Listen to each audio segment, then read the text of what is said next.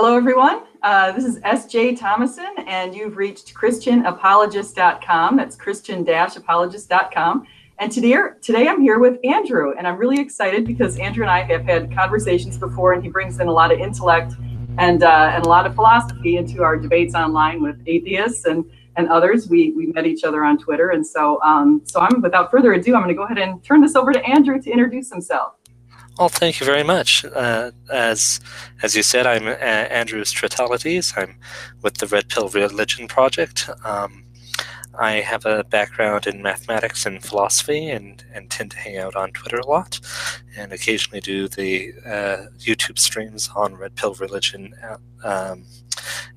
evenings usually. So, thank you for having me on, and this is going to be a very fun conversation. So. Oh, I agree. Now, it's what's extremely exciting for me, just to mention, and I brought these books with me. I just went and saw Hugh Ross in real life, and he was at my school, and he gave a speech. And I think the idea that we're going to talk about today with Jesus being a myth and actually just the whole idea of God being true, he nailed it. He hit it out of the park. So I'm just putting these books up here for anyone's reference. Go buy them. I'm glad I did. So haven't read them yet, obviously. But I wanted to put that out there. Nice. And just so everyone knows, I am, of course, a Christian, just as you are, and I'm specifically a traditional Anglican. Just to give what perspective we'll be coming from. So you've been talking a lot with these career atheists about Christ as a mythological figure alone, right? That they're basically denying that there was a historical figure of Jesus of Nazareth who lived around sometime in the 1st century AD. Is that sort of roughly the point these guys are making? That's it. So I'll name a few of them. So there's Aaron Ra. He's one of them who seems to think that Jesus is a myth. Richard Carrier, and the third one is the guy who calls himself Godless Engineer. So those three I know are Jesus mythicists, and they'll fight about it. They really think they have a good case. So. Well, the fascinating thing to me is, and I've just done a little bit of research on this, this is sort of my strategy in debates, is you have to be able to articulate your opponent's position to the point where they would agree with you and say, yes, that's exactly what I'm saying. And the fascinating thing to me is that there's sort of two strains here, right? That one, they claim that there is insufficient evidence that Jesus of Nazareth existed as a historical person. The other is the claim, and this is a little odd to me, is that because of the supernatural elements in, say, the Gospels, and because of the way that the Pauline epistles are, where Paul only touches on a few things about Christ's life. Usually he just mentions our Lord Jesus Christ and things like that. Because of those two things, they assert that Christ was a mythological figure or like an archetype or imaginary. And the first one is sort of confusing to me, because if we take the standard of evidence they use for Christ or Jesus of Nazareth, we're not going to discuss whether he was actually the Messiah or Son of God, etc. If we use the standard they're using to claim that he did not exist, or we don't have evidence that he existed, that means that a lot of ancient historical figures never existed. It means Alexander the Great didn't exist. It means Thales of Miletus, who was an ancient pre-Socratic philosopher or sage, didn't exist. It means that Zeno of Citium didn't exist, who founded Stoic philosophy. It probably means the Buddha never existed, and so on and so forth. And so, that's sort of surprising to me that we're basically claiming that we can't know anything about the ancient world, and potentially even about modern times, right? Because we didn't have photographic evidence of people until the past 2 centuries. So how much evidence is there really that like William the Conqueror existed, or these other historical figures, and so that's sort of the interesting thing to me, is they ramp up this skepticism to the point where they cast doubt on it, but they don't objectively apply this to other things. And it's a really frustrating aspect of the modern skeptic community, in the modern atheist community, is that these are skeptical arguments and they can be compelling, but you have to take them all the way through. And I mean, they just use basically it's equivalent to like using a nuclear bomb to get rid of insects in your house, right? You will get rid of the insects, but you'll also destroy your house. So you will, cast doubt on these things, but these arguments cast doubt on like all of history. That's so true. And or they'll say, I told you I was listening this morning to Inspiring Philosophy debate with Godless Engineer, and I found that fascinating. And one of the things I found fascinating is he uses Godless Engineer uses the argument from silence a lot. He'll identify someone and say, well, then how come this person didn't say that one specific thing about Jesus? Because he didn't say that one specific thing, it must mean that there is no Jesus. And so that was one thing I heard. Yeah, and this is actually an interesting point in knowledge in general, is that there's this concept called underdeterminism, right? So that if you and I are both given the same set of facts, we will come up with different interpretations, and both of these interpretations will be consistent internally, but it's based on what our starting positions are, right? To use an example that I know that we disagree with, I tend to be very conservative politically, and you tend to be a little bit more liberal. But so if we were given the same like numbers of employment or same social issues, we would come up with different explanations for them, which would be entirely internally consistent with our worldviews, and we could argue them well.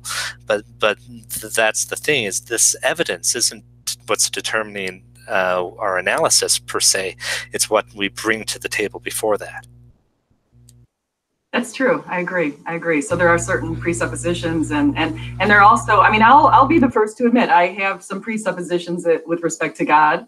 And I have some presuppositions with respect to a number of different issues that are related to that. And so you're right, we do sort of build from that. Yeah, and basically the thing with theism versus atheism is it's this orientation of the intellect towards the God question, which is determined by our presuppositions. And so the thing is if you believe firmly that Jesus of Nazareth did not exist, and you take that as your presupposition, or you have to believe that because you believe Christianity is false in your bones, then that will color the way that you interpret evidence, right? Because the one thing that they use is, why aren't there any contemporary reports of Jesus of Nazareth by other people in the Galilee? Why don't we have any other writings? And the explanation that makes sense to me is that, well, any of those writings got incorporated into the biblical canons. And so anything that was an anecdote about Christ that was preserved got preserved in the biblical canons. But they'll say no, the reason that happened is because the biblical canons were made up in the 3rd or 4th century.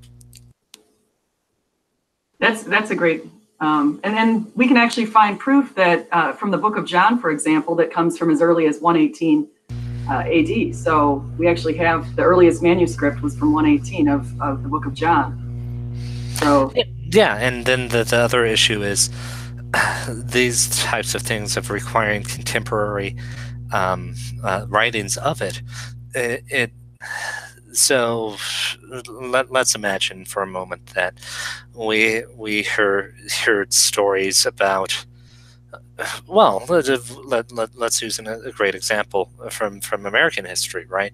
You remember the Shakers, right? The Shakers were colonists that came, who were led by a woman, I forgot her name, who believed she was an a new incarnation of Christ, and it was this religious fervor around it, but that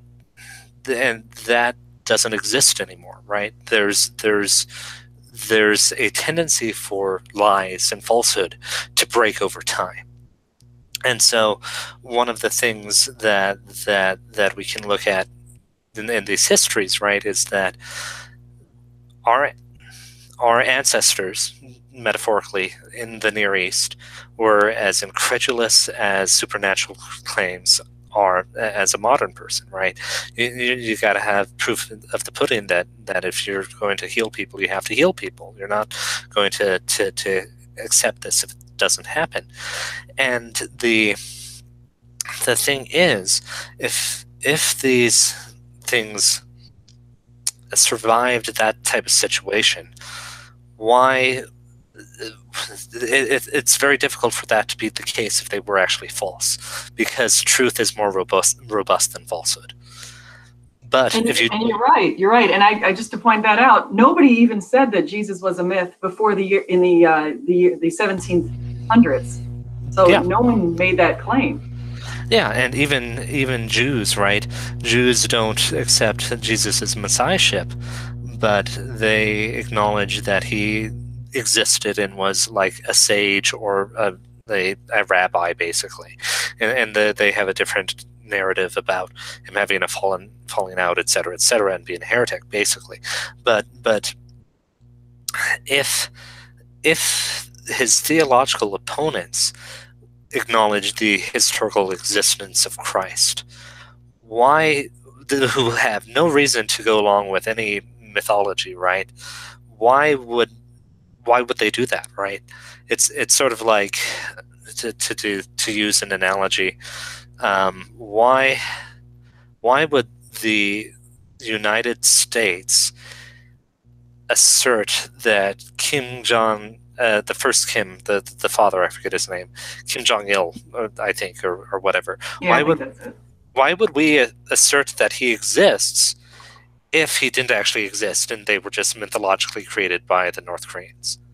We would have no reason to as Americans, and it would actually be of great political and propaganda if we actually asserted that didn't exist, that he didn't exist, right? And that's almost the type of situation you're in the first century with the conflict between Judaism and Christianity, that they're theological opponents, and if they could make such an easy swipe at them, they would. Exactly. I completely agree with you. So, and I would say the same thing. We didn't see any accusations of myths from Jews, from pagans, from Romans, from Greeks, from anyone. Yeah. And then the other thing is, and this is sort of a weird argument to me, is that they'll say, well, we'll accept the existence of, Thales, the pre-Socratic sage, and Alexander the Great, because those don't really have any ramifications on the world today, right? And so the argument is Christianity determines, for example, how you and I look at the political order, and we look at Christianity as influences how we vote, for example. And that means that there's a higher standard of evidence in what we're doing. Now, and it's sort of confusing to me, because most of the public policy issues that are contentious between, let's call them Christians and secularists in the modern world, actually don't necessarily have to do with Christianity. So things like the legality of abortion, that is not actually based on Christ's godhood. That is not the fundamental issue. The fundamental issue is, who is a person, and what does it mean to respect the dignity of the person, or things like that, or what sort of how should the government interact with human sexuality, and what things should the society affirm through the state for what is permissible and not permissible in human sexuality. And none of these things have to do with Christ's divinity or even Christ's existence. All of these have to do with things more fundamental of what are the moral first principles and how do we reason from them. Correct. I agree with you. So those are good points, and those are the hot button issues. Those are two of the biggest hot button issues probably out there with respect to Christianity and politics. Yeah, and it's just sort of strange to me that they would make an attack on Christ's existence the primary thing. And I guess part of it is because for a lot of people, and this is true of everyone, is we have beliefs or ways we do things, and we don't really know the reasons why, right? We've just sort of either muddle through, or we have a direct perception of their truth, but we don't understand the basis for it. And a lot of people that get raised in Christianity, they have a apprehension and a grasp of some of the truth directly, but they can't really argue for it, right? And that sort of thing is that if Christ did not exist, then the claims of Christianity are wrong in the sense of Orthodox Christianity. Something like Gnosticism might be true, but if if Jesus of Nazareth did not exist, that means Christianity is most assuredly false. Exactly. And Paul, it's interesting because some of the same people who say that they realize that Paul's epistles and Paul's pastorals were something that he wrote in the 50s. So they'll acknowledge that kind of thing, but then they'll turn around and discount or not even listen or read what he said with respect to Jesus. He said that if Jesus didn't die and was not resurrected, then we have no foundation for our faith. Yeah, and why would Paul say that unless Paul believed that the resurrection of Christ was a real, actual event? And but at that point, you're sort of arguing for one form of Gnosticism, right? Some of the Gnostics, who did have at least some of the canon that we do in Scripture, argued that basically history was too profane for God to incarnate into. And I mean, but that's the thing, is that argument is based on God being so other and transcendent that he would not incorporate himself in this horrible history we have of blood and sweat and so on and so forth. That's true. That's a good argument too. What would you say? We should probably talk about some of the common arguments that we've seen from some atheists on this, and I think relating to your idea there, one of the arguments is they try to make the claim, for example, in Josephus, that Josephus, when he was referring to Christ in two different passages, and one of the passages has been disputed, there's another passage, but they claim that that's a different Jesus, because later on in the book of, in Josephus's book, he refers to a different Jesus who is the son of someone. And so they say that he must have been referring to that same Jesus earlier on. But if he were referring to the same Jesus early on, he would have, instead of calling him the Christ, basically, would have called him something else. So. Yeah, and I mean that the argument there is that it's an extrapolation, right? That Josephus originally said, and blah blah blah Jesus, and there wasn't who was called the Christ. That was added by like a monk in the Middle Ages. And the issue is that's actually a defeater for all sorts of beliefs based on historical documents. So let's take Plato, right? And it's like, oh, Plato had these students. Oh no, he didn't have those students. Those were added by a monk in the Middle Ages for who knows why, or because they really liked Aristotle, and Aristotle was never really a student of Plato, and Aristotle was invented in the medieval ages. And he was also invented to be the person who directed Alexander the Great, and no one wrote about Alexander the Great for 300 years. So. Yeah, exactly, and that's sort of the thing, is that, and again, this comes to the prior beliefs you have, right? If you're looking at what the evidence leads you to, and you try to have sort of equipoise or have flat prior, sorry, that's a mathematical term, but if you try to have no presuppositions or no strong presuppositions, but you're just looking at what the material says, you'll come to a different conclusion than if you come with a presupposition. And I mean, this is what we have to have presuppositions to reason, but a lot of the time, these types of discussions with these atheists are kind of like talking to a paranoid schizophrenic. If you go to a mental hospital with people suffering from paranoid delusions, and one person will say that that the government's out to get them, another person will say that Atlanteans are out to get him, and another person might say that aliens are out to get them. If you give all of these people the same information of let's say Nicki Minaj released a new music video, each one of them will have a different interpretation of it that they will incorporate into their delusion in a different way, and it will be totally self-coherent, and it will be very consistent and logical, but the issue is their presuppositions have gotten a grasp of them, basically. And that's sort of the thing, is once there's a conspiracy, even if it's like a conspiracy of the church to prove that Christ existed in these secular sources, then you have such a strong presupposition that you can never get pushed out of it. That's true. Yeah, I agree. Now, what would you say?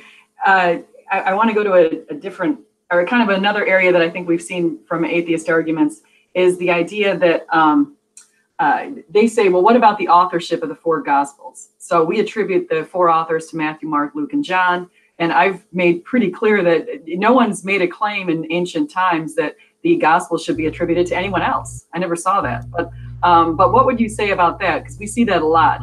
It's anonymous authors. Well, I mean, it's anonymous if you take the title off of it. The same tradition that preserved those manuscripts through time also preserved an understanding of who their authors were. And it also has to be remembered that in the ancient world, authorship was associated more with like the school of a person, right, rather than the person themselves. So, for example, let's say that I'm one of your grad students, right, and I write something on like business ethics, and I'm following your threads of the research you do on business ethics. I would actually sign that in the ancient world as written by you, because I'm one of your students, and you've the one that taught me, and you're the one that's actually ordering my progress in this discipline. And so even though it's my hand that wrote it, it's your ideas that are on the page, and so you would get authorship. That's interesting.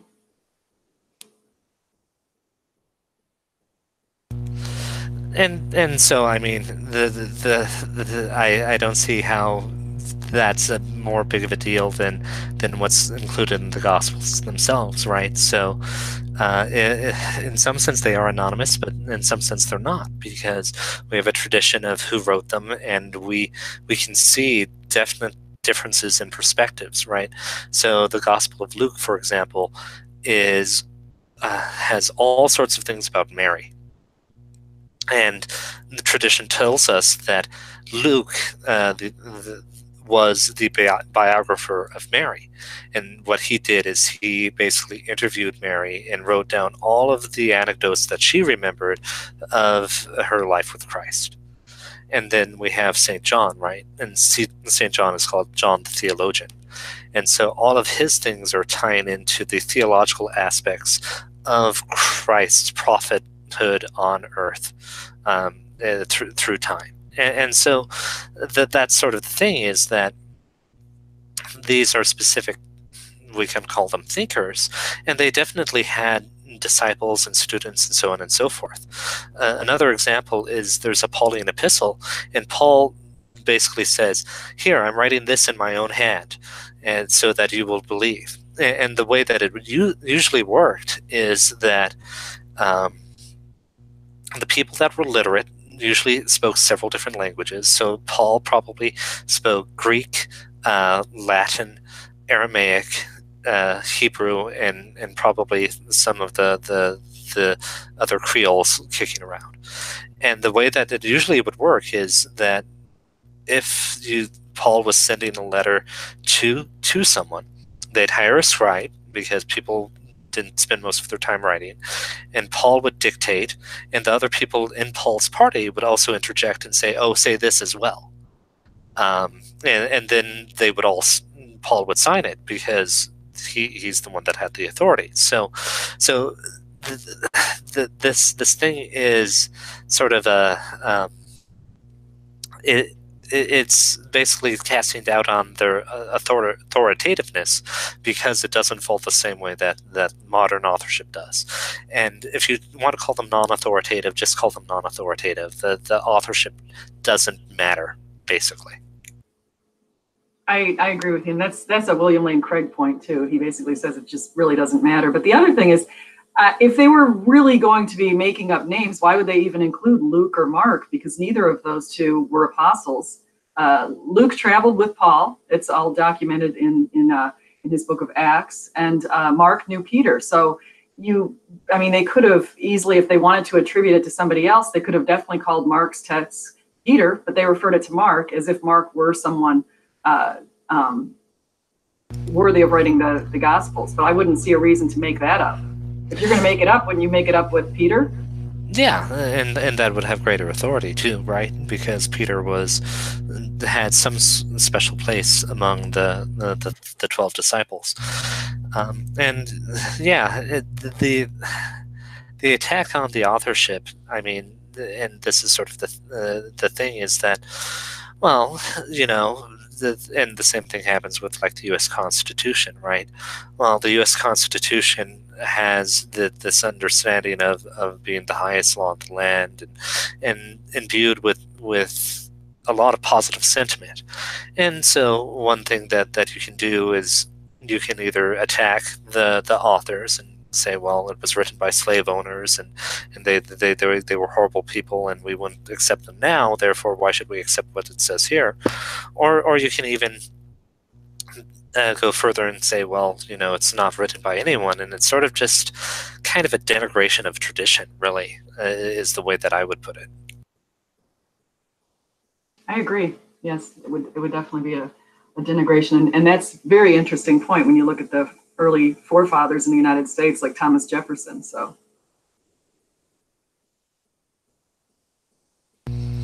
what would you say?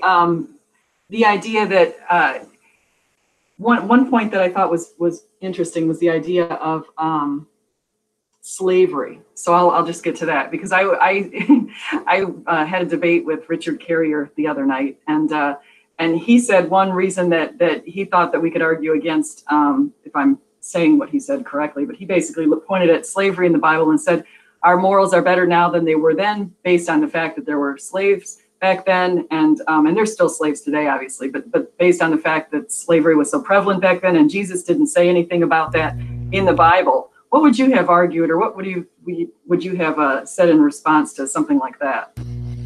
Well, I'd ask Richard who made his shoes. I mean, and that's sort of the thing in modern society is that what we like to do is we like to hide our evils away. So that, instead of you having someone who has a slave debt to you, and we also have to be careful, right? Because the type of slavery described in both Mosaic law and practiced by like the Greeks and Romans was significantly less unjust. It was less bad than the type of racial slavery that occurred in the Americas. So, for example, in the Roman Empire, if you were a wealthy or well-to-do person who wasn't in the Roman Empire and wanted to get in, let's say you're a Ethiopian prince, right? What you do is you go to Rome and you find a wealthy person and you say, make me your slave. and then you're his slave for 6 months or a year or however, and then you buy back your freedom. And now, since you're a freedman, you're now fundamentally a Roman citizen, and it's a really quick and easy way to get Roman citizenship. And then there are other things too, where certain Romans would, instead of quote unquote owning a person, they would say, you do whatever you want, and I'm going to garnish 20% of your wages or 40% of your wages. And from there, you can do whatever you want. And there were egregious things too, right? They held sex slaves, and occasionally they'd have slaves for blood sport and things like that. But they also had freedmen or freemen who would engage in blood sport, or freemen who would be engage in weird sexual acts. So that those aspects weren't associated with slavery. So the issue is, basically, slavery isn't as bad as moderns think it is, at least classical slavery.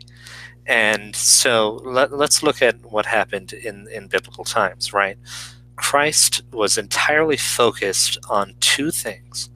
He was focused on the physical healing of people and resurrection from the dead, and the spiritual orientation of people.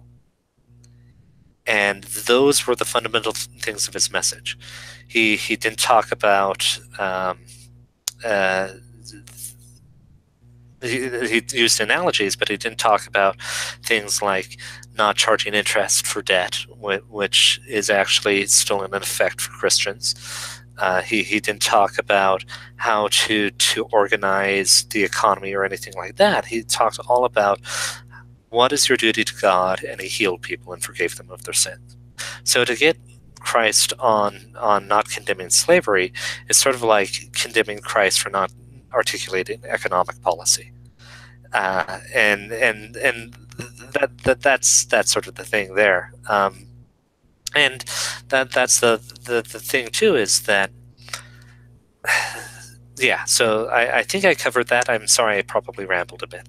No, I think you're right, and I think one point I wanted to add, and I never was able to add, was just the idea in the old days. I mean, back in those ancient times, if a slave had escaped, you were supposed to take care of that slave and not send the slave back. So that was something I thought was kind of important to think about. Slaves were treated in a fair way, and if you abused the slaves and the slaves decided that they wanted no more of you, the slaves had every right to leave. And that was unlike antebellum slavery, where if the slaves escaped, people captured them and returned them to the owners. Yeah, yeah, and the other thing is, classical slavery was not genetic, right? In America, in antebellum slavery, you came from a race of slaves, right? And this was the association with the race, and Hebrew slavery basically it was much more moderated compared to that. And I'm not saying that classical slavery is good, but classical slavery isn't as bad as modern slavery was. And the other thing to keep in mind is Christ might have not talked about this, but Paul did. And Paul specifically says, if you can get your freedom, take it. That's true. And Paul treated Onesimus very fairly. So Paul had very good treatment with Onesimus and mentioned that. The other thing that just also, and I would want to point this out because people will also say, well, some Christians in slavery, I mean, in the United States, in the times in which we had slaves, some Christians use the Bible in certain ways to support that. But those same Christians clearly didn't read passages such as, you're not supposed to kidnap a slave. You're not supposed to kidnap a person and make that person a slave. And so, because that's exactly how the slaves came to be here in the United States. They were kidnapped. Yeah, and specifically man-stealing or kidnapping under the Mosaic Law was punishable by execution. So basically, any slave trader, if we actually were under the Mosaic Law, but we're not, any slave trader and quite possibly any slave purchaser would have been executed for being a party to man stealing, which, you know, that's a very good point that's sort of ignored. The other thing to note is that all the early abolitionists, I know this very well because I'm an Anglican, were Anglican priests and very devout people who took Paul's talk very seriously about it. And if you actually look at the quote-unquote defenses of slavery that Southern Christians in the southern United States made, they never said that it was good. They just said, well, this is the way things are, right? And that this is the way things are, and it's a part of our fallen world that we have to accept, basically. And so it's not as much of a defense, or it's not as strong as a defense as you might think, right? That in some ways it's sort of like saying, well, we have warfare, and the Bible says that we go to war, and so, you know, we just have to accept that warfare is part of human life. Yeah, I haven't seen so much on that, so that is interesting, the Anglican viewpoint on that kind of stuff. So actually, now your background, how are you, or tell me, how did you come to be a Christian? Let me just find that out about you, because I don't know how you came to that point. Were you born into an Anglican family, or? No, so I grew up Lutheran, and then like what's very common nowadays, when I was a young man, I sort of walked away from the faith and was very serious and philosophical agnostic for quite a few years, and I lacked a belief in God. So by modern terminology, people would claim that I was an atheist, although I identified as agnostic. And basically what ended up happening is I started reading Kierkegaard and coming to a different understanding of what faith meant and our relationship to God, and also learned about all these medieval and early modern scientists who looked at science and research in the world as a way to understand and God's creation, basically, and they saw no distinction between the religious orientation and the scientific orientation, and that they were entirely compatible.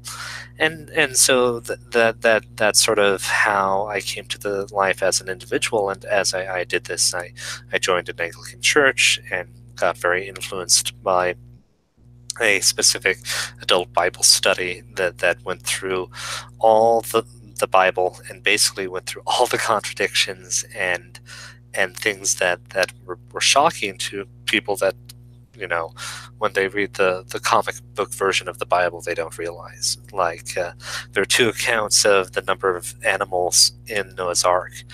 One where there are two of each kind, and then one where there are two of unclean and seven of the clean kind. And we talked about, like, well, which one's right, or what does this mean, and so on and so forth. So would you say you're an old Earth supporter? Yeah. So I'm personally, I believe the philosophy called theistic evolution is most likely to be correct. But the issue with creation and evolution is we have to keep in mind that the spiritual reality described in the Bible is above any of the physical details, right? So, and that's the way I look at it. And it doesn't really matter to the spiritual truths whether God engaged in something like old Earth creation, young Earth creation, or theistic evolution, because that subordination of the spiritual to the physical is there in our understanding of things. Yeah, I agree with you on that. And actually, I take the same position as you do. And I watched Hugh Ross today, as I mentioned. He said some pretty interesting stuff. He goes to those Origins conferences, and he says it gets more and more depressing each year for the scientists who are trying to hold to naturalistic perspectives, because the chances of a natural development of the universe and of people it keeps getting slimmer and slimmer with new information, and so I really enjoyed that. Yeah, and you know, the sort of irony is theism is both the friend to rationality and to skepticism. And the issue with atheism is neither skepticism nor rationalism are actually coherent on atheism, because and it actually comes to swinging back to the Christ myth. So let's assume for a moment that the Christ mythers are correct, that there was no Jesus of Nazareth. It is all allegory or myth, and is fundamentally false. This false idea has had a grip on the human mind in the West for 2,000 years. There's no hope, if that's the case, there's literally no hope that a true idea could actually have a grip on the human mind. Yes, I agree. I agree. That's you know what, another point, just to also point out something with respect to Jesus mythicists is, you know, by 313 AD, when Constantine finally legalized Christianity, 5 to 6 million people were following it, and they were following it without any legal protections. And there were spurts of people who were persecuted many times over the first few hundred years. People were under Nero, for example. We've got documentation by Tacitus basically explaining how the Christians were treated, and that is around the year 64. So we have, I mean, there just wasn't enough time to build up a myth. 64 was only a few decades after Jesus died and resurrected. Yeah, and I mean, that's exactly right. So if these sorts of myths have such power over people that they're willing to die for it, it means that there's no there is no truth.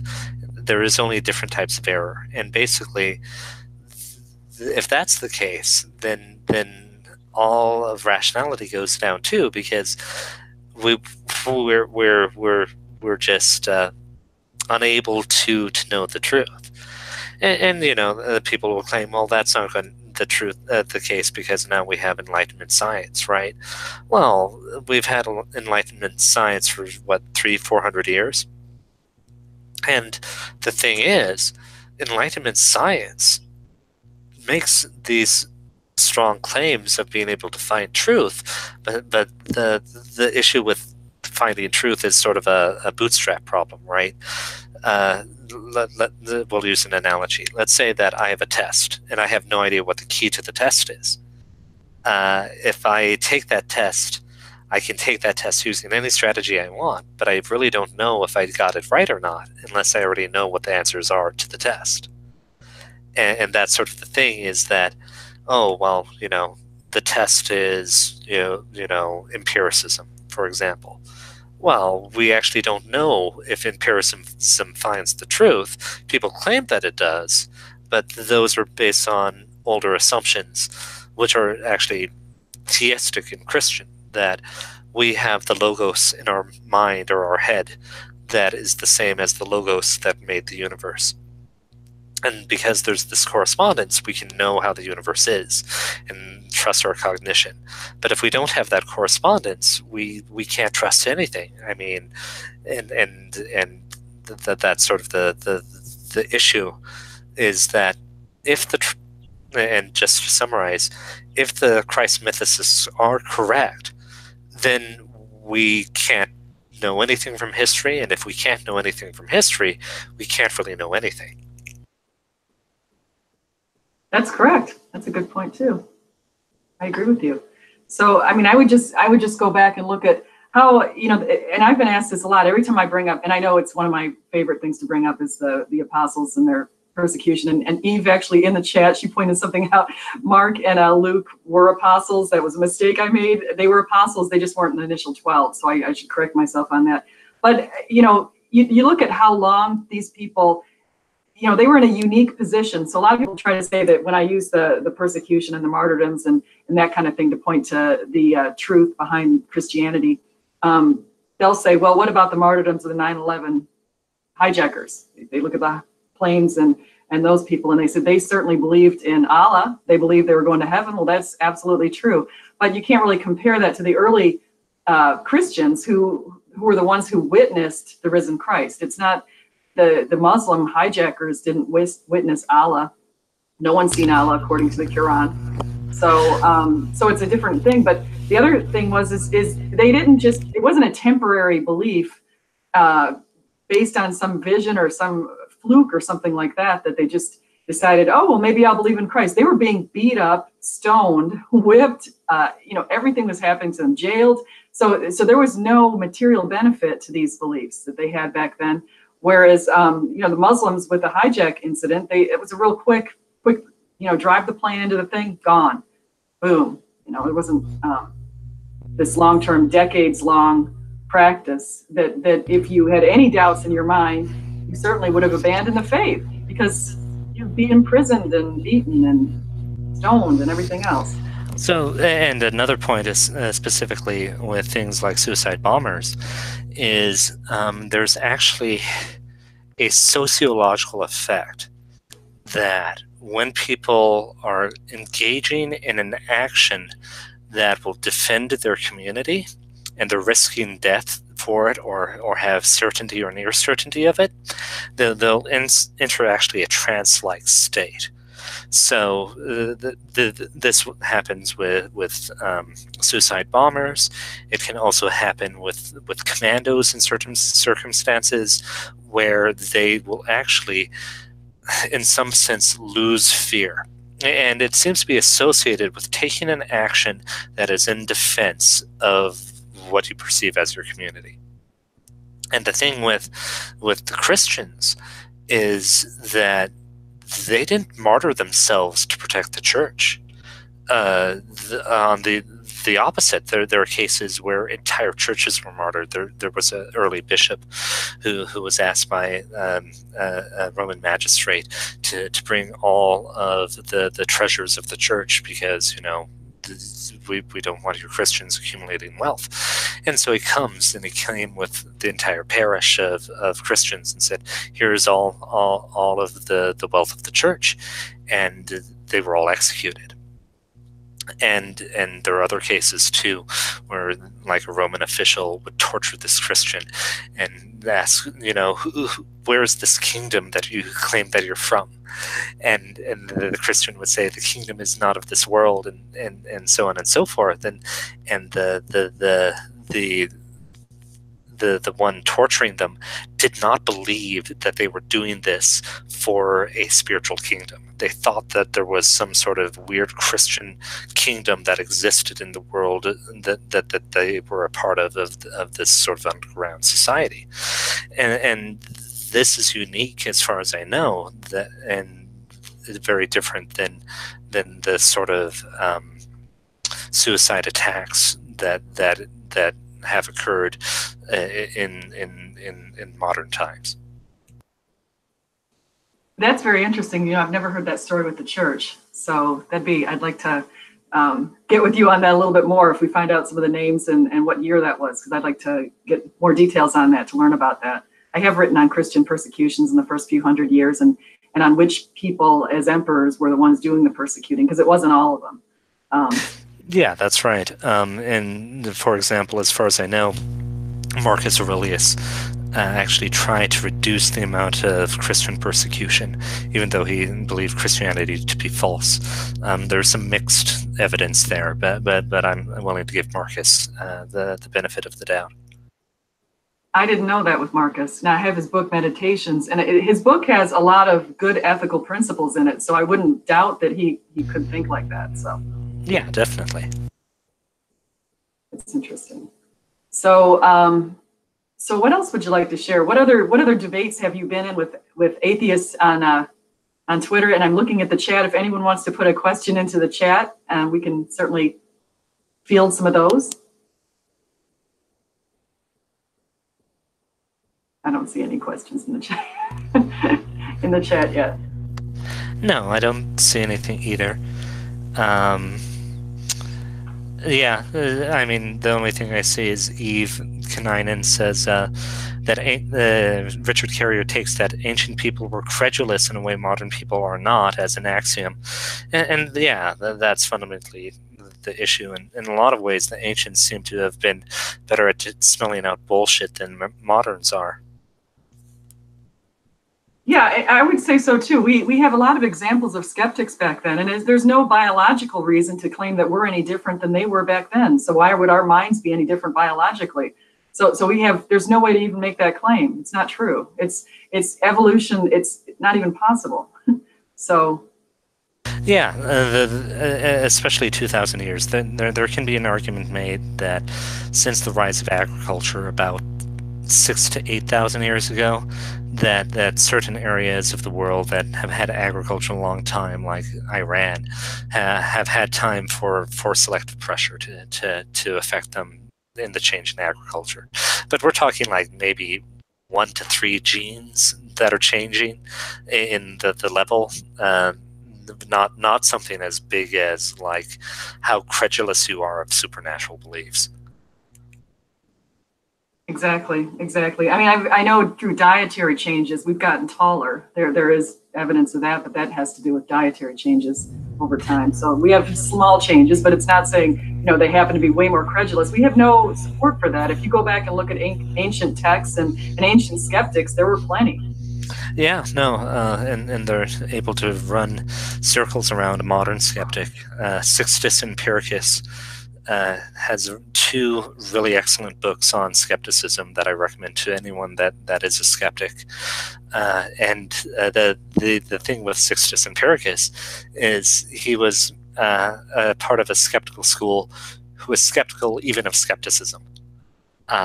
And there's some disadvantages to this, right? It means that you can't say anything because you don't know anything, so you can't say anything. But he gives some really interesting strategies for taking apart arguments and looking at them from both sides. That is interesting. That reminds me of another argument that I've heard from a lot of people, and it goes to what Hugh Ross was saying today. So Hugh Ross actually has looked at a lot of people say, well, there could be life somewhere else. And I don't really, even if there is life on another planet, to me, that wouldn't do anything to shake Christianity. It would just mean that God decided to also put life on another planet. So I don't think that that's even a very good argument. But he looked at the chances for life, and he looked at, for example, there are 41 or 42 billion planets here in the Milky Way galaxy. And the Milky Way happens to be like the Goldilocks as far as galaxies and as far as having the perfect conditions for life to form at a certain time. So at this point in history, right where the between ice ages, essentially, it's the perfect time for humans to form. And they looked at 10 different conditions, and one was just released recently, but 10 different conditions for habitability. And no other planet even gets close to our planet as far as the conditions that you require, water and all of these different kind of conditions, ozone conditions and that sort of thing. So it's pretty neat. And so I'll tell that to atheists, and they'll say, well, you have the perfect condition. They'll point to Douglas Adams, and they'll talk about the puddle argument or something like that. So have you seen any of those kind of arguments? Yeah, sometimes. And it's sort of fascinating, right? Because if you talk to the average atheist on Twitter, they will actually, most of them, I'd say 90% that I've interacted with, will say that it's almost certain that there is other life in the world or in the universe, and that's really fascinating to me that they have such different presuppositions that if you looked at the evidence, like you just said, the likelihood of things being like this anywhere else in the universe is very slim. That they'll almost invert that to say that it's almost 100% certain that there's life somewhere else in the universe. And I mean, the anthropic principle is, I wouldn't say it's a defeater per se, but it does weaken those types of fine-tuning arguments, right? So there's something called the Casanova effect, right? So you remember Casanova? He's famous for being a great seducer of women, and he thought of himself as a poet or a writer, but he doesn't really write very good prose. And basically, Casanova was just really, really lucky in life. Every time that he would like screw someone over, he'd find someone else to finance him, or someone who had forgiven him. And he was sort of a Jack the Lad or a bad man, but he kind of just succeeded in life out of a sequence of lucky breaks. And no one else in his generation in France had those same lucky breaks. And, Casanova claimed that he had basically a guardian angel looking after him. And maybe he did, or maybe he was just really, really lucky. And that's sort of the thing with the anthropic principle is that's like, well, yes, we could be designed or we could be really, really lucky. But the thing is, it could be really, really lucky is a explanation for everything. So it's an explanation for nothing. So the reason that you and I are able to converse is because, ideas exist and communication is possible, or we're really, really lucky. And that's the or you can always add. Yeah, or that's one of the arguments that you hear, we're really lucky, or time, just give it time, we'll discover this, just give it time. Well, we don't know that, but just give it time, we'll figure that out. So yeah, and at that point they're making affirmations of trust in the scientific establishment, which is greater than a Christian makes in like the church. True, I agree. Well, I like Frank Turek's book. I don't have enough faith to be an atheist. Yeah. So, another thing that Hugh Ross brought up today that I really never heard about so much was he was talking about, and this is a little bit off topic, sounds off topic, but it's really on topic.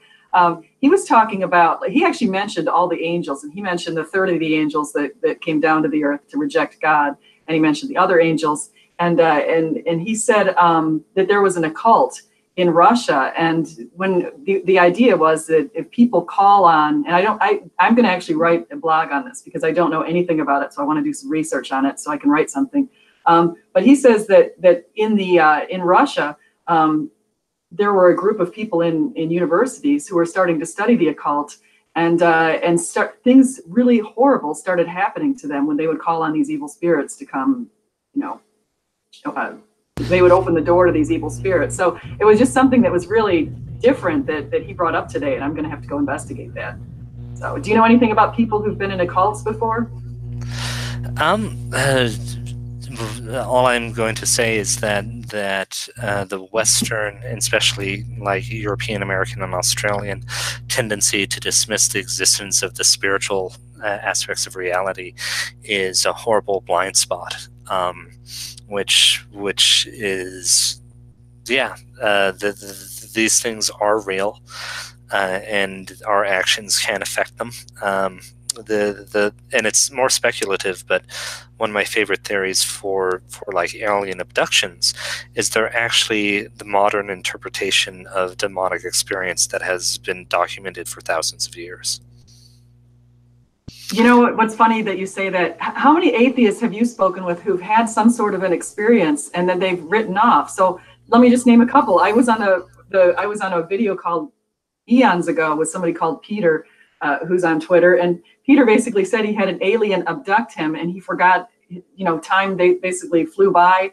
He lost a day of his life without knowing exactly what happened to him, and I thought, well, this sounds like an evil something, and then I listened to Richard Carrier. He had something he's got something written up in one of his blogs that says that he thought he was being attacked by some evil spirits, and then he decided that can't have happened. And I've talked to a lot of atheists where they have these sorts of things, and then they write them off later and say that's not possible. So. Yeah, well, there's a scene in this cartoon called Rick and Morty, right, where the main character is an atheist scientist, and they're interacting with this alien, and the alien basically does something wrong, right? And it's like, oh, gets dragged down to the underworld by these alien demons, basically. And it's like, good to know that hell really exists. And then he's like, it doesn't register, right? He doesn't change his understanding of the supernatural. He still says that it's all fake, etc., etc. And it's really strange because, well, and I mean, there are two ways out of it, right? One is you can acknowledge that what you had happen to you was in fact real, and therefore there's like a spiritual component to reality. Or you can just affirm that your human cognitive perceptions of things are totally unreliable, right? That you can literally just lose a day because your synapses are firing wrong, or you can feel that you're being chased by something evil because you ate the wrong thing. And at that point, if our cognitions are that unreliable, I'm not sure we can actually know anything about the fundamentals of reality. Yeah, that's so true. That's actually, and that is the argument that they will say. Well, it just must have been me. My mind must not have been working that day or something like that, because clearly I couldn't have met. Oh, that was another one. Have you seen the person who calls himself Mr. Oz Atheist on Twitter? Yes. So he wrote a blog once, and he talked about when he was a little kid, and he was in a house, and things were happening in this house that they had attributed to a ghost. Like they thought there was a ghost in the house. There were strange noises, things were going on, and people thought it was this ghost. And so I said to, and so he wrote this whole thing, and I said to Oz, I said, well, and his name I think is Donovan, if I'm not mistaken. But he said, I asked him now, I said, well, what did you ever decide about that ghost that you said you saw? And he said, well, clearly it wasn't a ghost. It couldn't have been a ghost. It's not possible. So then what was it? Oh, I don't know. There's no way it was a ghost. I'm not going to believe that. So I just thought that was kind of funny. So there'll be a lot of little stories like that it seems like a lot of those people have. And then they'll say, oh, no, it couldn't have been that. That's just not the answer. Yeah. And this is back to a sort of earlier point that I was making, that depending on what beliefs you grip the tightest, you can always sacrifice another belief to maintain it, right? So if you're like, the supernatural doesn't exist, and you grasp that really tightly, you can always confirm that's the case, but you have to sacrifice something else. Like, objects in reality just will randomly move for no reason. Okay, well, it's not supernatural, that's just the way things are, or things like that. And well, the hilarious thing is they say this, but then they will oftentimes affirm something like, oh, science is the only way we can truly know things. But you just had a non-scientific experience, and specifically an experience that shows that the presupposition of the reality being uniform and consistent isn't. So where do you go from here? Yeah, and that speaks to another point that I think a lot of atheists like to say about Jesus. They'll say, well, it's impossible that he did that because he violated the laws of nature. And I kind of respond, well, that's exactly it. He violated the laws of nature. That means he's supernatural. And they say, well, no, he couldn't have violated the law. No one violates the laws of nature. No one comes back to life. Well, that's the point. That's why we believe in Jesus. And we're starting with two different presuppositions, and that's the problem. Yeah, and it's like, well, if you first of all believe that miracles are impossible, then yes. If you truly grasp that 100% certainty, any account of a miracle must be false, right? Just like if you I'm trying to think of what the Christian example would be, because and this is the other thing is, for a Christian or for a sophisticated theist, be it them a Jew or a Neoplatonist or whatever, they can explain everything that an atheist can and more. But an atheist has to engage in ad hoc explanations of things that the Christian can just explain. Yeah. Do you have examples of that? Any examples of your experiences? Sure. So, Let's think here. Well, let me give you one miracle that I wrote up. Even though I'm not a Catholic anymore, I still have this admiration for Mother Mary, for example. So I started looking at some of the miracles attributed to Mother Mary, and one of them was this cloak that was out of, I think it was Guatemala. So there's a cloak that basically bears the appearance of exactly what was seen at this point in the day when this miracle occurred. And the cloak itself, even though it was made of these very old, raggedy, horrible fibers, is still in like pretty much perfect condition. And this image that's on the cloak is still in perfect condition. And so really it's quite miraculous. And so, and it's even been verified by a person in science from the University of Florida. So you see something like that, and then you see, like I'll throw it out in front of someone who's an atheist, and I'll say, well, what do you think of that? And they'll say, well, there has to be another explanation for it. So, well, tell me what you think it is. And I don't know, but there has to be another, and so I will find that out at some point, or someone must have done something. People have tried to burn the cloak. They've done all sorts of things to try to ruin it, and it just keeps surviving. Yeah, and some of the things that have occurred in my life is a friend of mine had significant lung disease, right, including tumors and things like that, and they said that there was no way for them to recover, and after prayer and stuff that they got healed from that, right? And the Christian way of looking at these things as miraculous and something that we should be thankful for, and the sort of atheist way is, well, that's unexplainable, but there's no appropriate action to take, right? And so that's one of the ways that something like Christianity actually gives a more full understanding of reality than materialism, because not only do we have a causal explanation of things that occur that don't go with our model, but we also have an understanding of what our moral obligations and actions we should take in these situations are.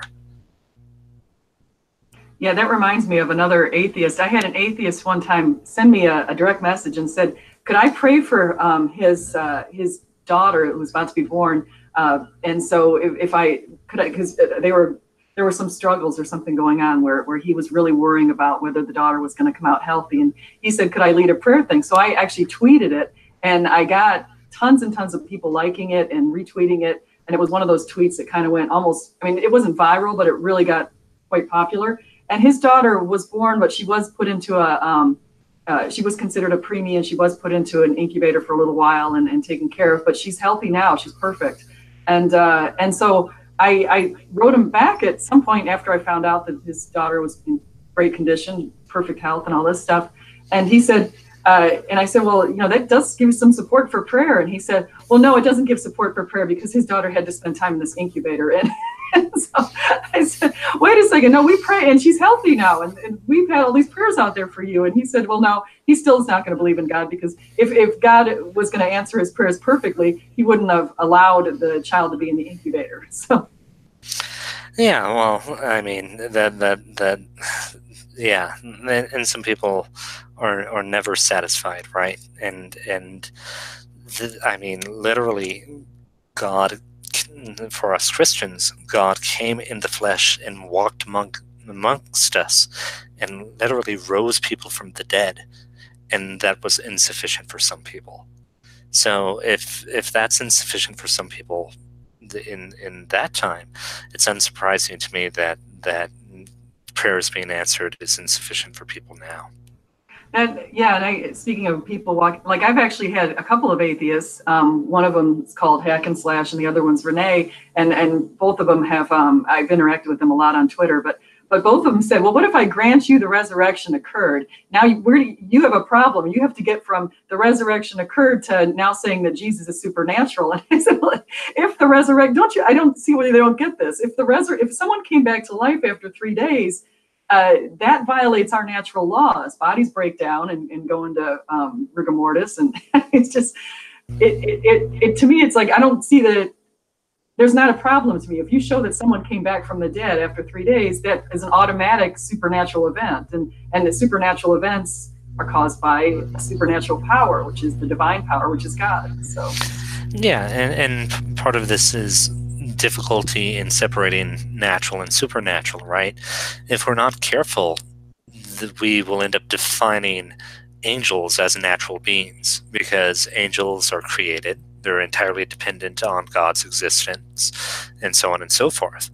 And it's sort of weird, right? Because the real supernatural event in the resurrection, and why it's so important to Christians, and this is sort of the fundamental narrative of Christianity, is death does not win. And in materialism, death wins. Death is the end of all things. If there is no transcendence, you and I will die, everyone we ever knew will die, and everyone that they ever knew would die. And so everything that we put value on will eventually both extinguish and disintegrate in time. And what the resurrection is it fundamentally shows that through the power of God, death is destroyed, or death does not win. And that's sort of the thing, right? Is there's a natural state of the world where things decompose and things get worse over time. But that's not the nature that God wants for us, or that God wants, and that's where the resurrection comes in. And part of it is this near obsession with like natural versus supernatural in the scientific mode, right? And the thing is, you have to go deeper into not the way we organize things, but what they mean.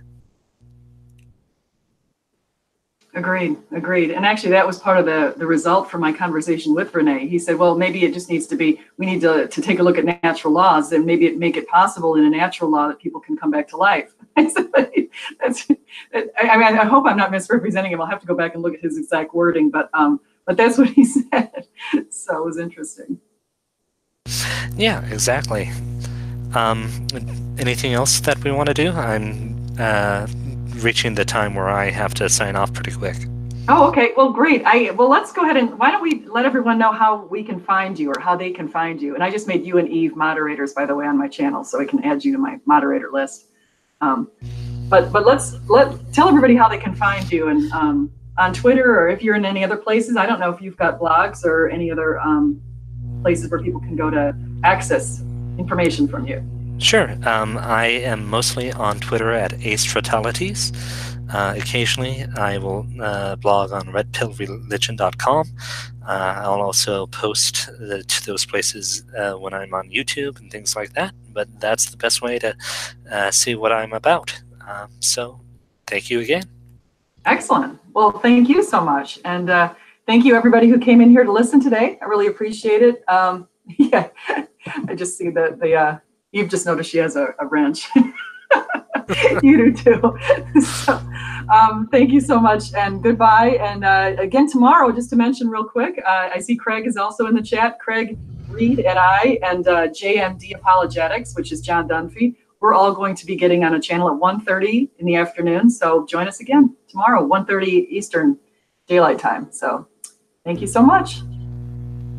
God bless.